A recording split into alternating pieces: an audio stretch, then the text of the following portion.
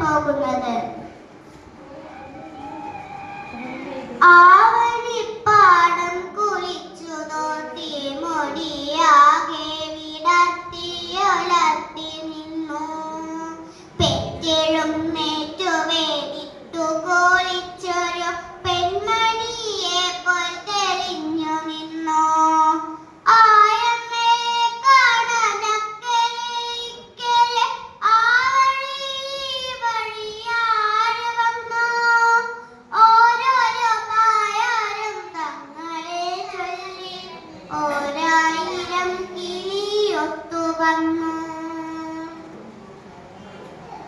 കുഞ്ഞിനു തീറ്റി കൊടുത്തു കൊണ്ട് ചിലർ കുട്ടികളെ കൂടെ നടത്തിക്കൊണ്ടേ ചുണ്ടു മുറുക്കിച്ചു വന്നുകൊണ്ടേ ഒടുമുണ്ടു മുട്ടാളവുമീറ്റിക്കൊണ്ടേ ഉതിർമണിയൊന്നു കൊറിച്ചുകൊണ്ട് കൈകളൂഞ്ഞാലായത്തിൽ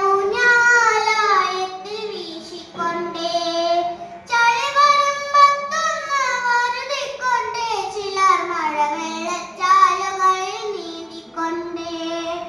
ഓരോരോ പായാരം തങ്ങളെ ചൊല്ലി ഓരായിരം കിളിയൊത്തു വന്നു.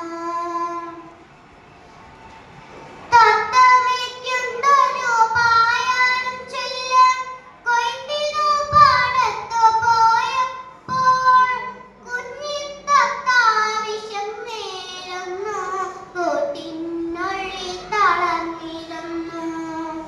മുത്തശ്ശിക്കേറെ വയസ്സായി കൊല്ലവും പുത്തരിയൊന്നാൻ കൊതിയായി.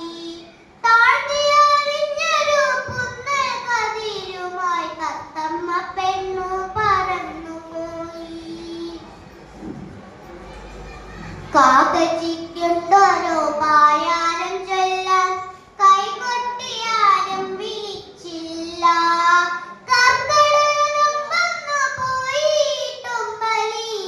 ഒരു വറ്റം തരായില്ല.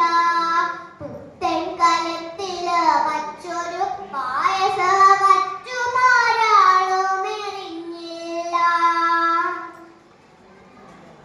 മഞ്ഞക്കിളി പെണ്ണിനുണ്ടൊരു